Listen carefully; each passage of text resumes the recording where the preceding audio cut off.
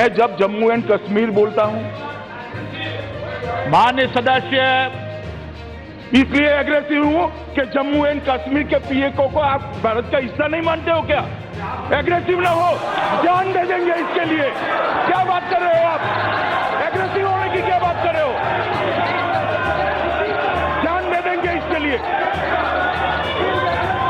क्या आप विश्वास कर सकते हैं कि जम्मू कश्मीर की राजनीतिक स्थिति, जो पिछले कई दशकों से विवादों और संघर्षों का केंद्र रही है, अब एक नई दिशा की ओर बढ़ रही है? ये सवाल इसलिए महत्वपूर्ण है क्योंकि हाल ही में केंद्रीय गृह मंत्री अमित शाह ने घोषणा की है कि जम्मू कश्मीर में विधानसभा चुनाव 30 सितंबर से पहले कराए जाएंगे और इसके बाद राज्य का दर्जा बहाल किया जाएगा। ये घोषणा ऐसे समय में आई है जब राज्य के लोकसभा चुनाव सफलतापूर्वक संपन्न हो चुके हैं। इस घटनाक्रम ने न केवल जम्मू कश्मीर की राजनीति को एक नई दिशा दी है, बल्कि देश भर में एक नई बहस को जन्म दिया है। क्या यह बदलाव वाकई राज्य के लोगों के जीवन में सकारात्मक बदलाव लाएगा?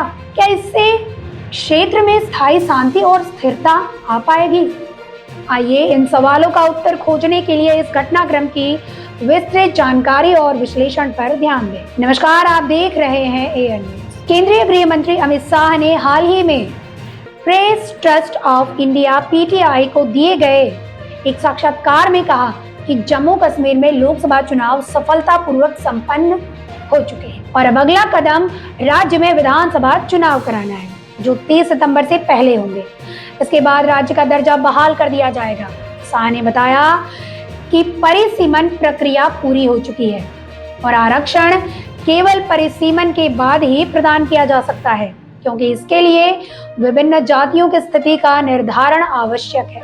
सुप्रीम कोर्ट ने 11 दिसंबर 2023 को चुनाव आयोग को निर्देश दिया था कि जम्मू कश्मीर में 30 सितंबर 2024 तक चुनाव कराए जाए। शाह ने यह भी कहा कि जम्मू कश्मीर में सफल चुनाव कराना प्रधानमंत्री नरेंद्र मोदी सरकार की कश्मीर नीति की जीत है।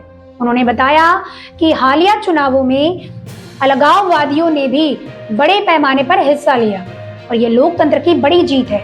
उन्होंने आश्वासन दिया कि विधानसभा चुनाव 30 सितंबर से पहले कराए जाएंगे और इसके बाद राज्य का दर्जा बहाल किया जाएगा। आपको बता दें कि जम्मू कश्मीर की राजनीतिक स्थिति लंबे समय से जटिल और विवादास्पद रही है। 2019 में अनुच्छेद 370 को हटाने और राज्य को केंद्र शासित प्रदेशों में विभाजित करने के बाद से यह मुद्दा और भी संवेदनशील हो गया है। इस बीच केंद्रीय गृह मंत्री अमित शाह ने घोषणा की है कि जम्मू कश्मीर में विधानसभा चुनाव 30 सितंबर 2024 से पहले कराए जाएंगे और इसके बाद राज्य का दर्जा बहाल कर दिया जाएगा। शाह ने बताया कि परिसीमन प्रक्रिया पूरी हो चुकी है, जो कि आरक्षण के लिए आवश्यक है।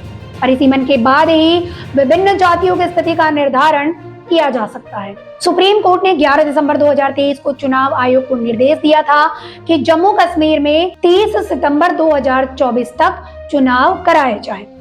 लोकसभा चुनाव के सफलतापूर्वक संपन्न होने के बाद जम्मू कश्मीर में एक नई राजनीतिक दिशा की ओर बढ़ने की संभावना है। शाह ने बताया कि इस बार के चुनाव में अलगाववादियों ने भी बड़े पैमाने पर हिस्सा लिया, जो कि लोकतंत्र की बड़ी जीत है। ये दिखाता है कि मोदी सरकार की कश्मीर नीति ने राज्य में सकारात्मक परिवर्तन लाने में महत्वपूर्ण भूमिका निभाई है। जम्मू कश्मीर की राजनीति में यह एक महत्वपूर्ण मोड़ है।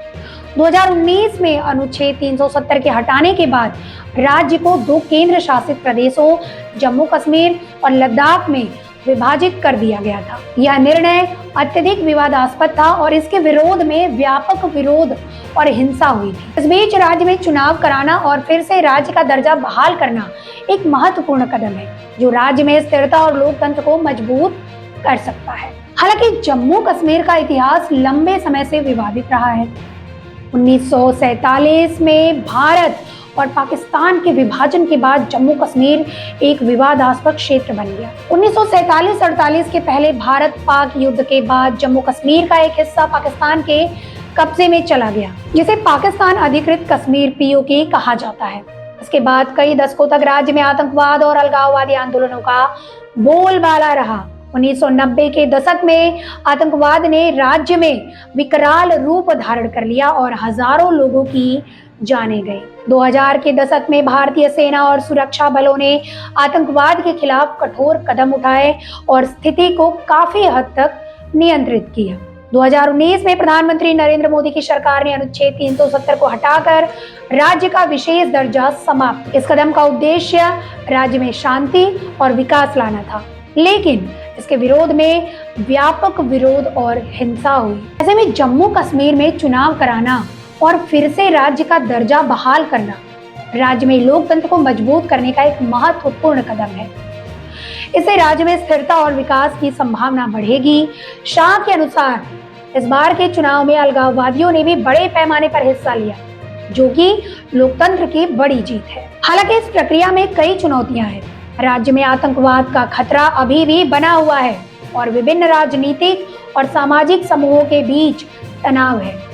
इसके अलावा राज्य में आर्थिक विकास और रोजगार के अवसरों की भी कमी एक बड़ी चुनौती है। जम्मू कश्मीर की राजनीतिक स्थिति से जुड़े अन्य प्रमुख घटनाओं में 2008 का अमरनाथ भूमि विवाद, 2010 का पत्थरबाजी आंदोलन और 2016 में हिजबुल मुजाहिदीन के कमांडर बुरहान वानी की मौत के बाद हुए हिंसक विरोध प्रदर्शन शामिल है। इस घटनाओं ने राज्य की राजनीतिक और सामाजिक स्थिति को और जटिल बना दिया है। तो इस तरह जम्मू कश्मीर में चुनाव कराना और फिर से राज्य का दर्जा बहाल करना एक महत्वपूर्ण कदम है, जो राज्य में स्थिरता और लोकतंत्र को मजबूत कर सकता है।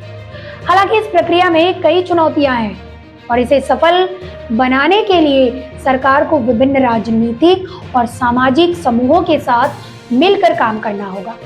नमस्कार, आप देख रहे थे एएन न्यूज़। धन्यवाद।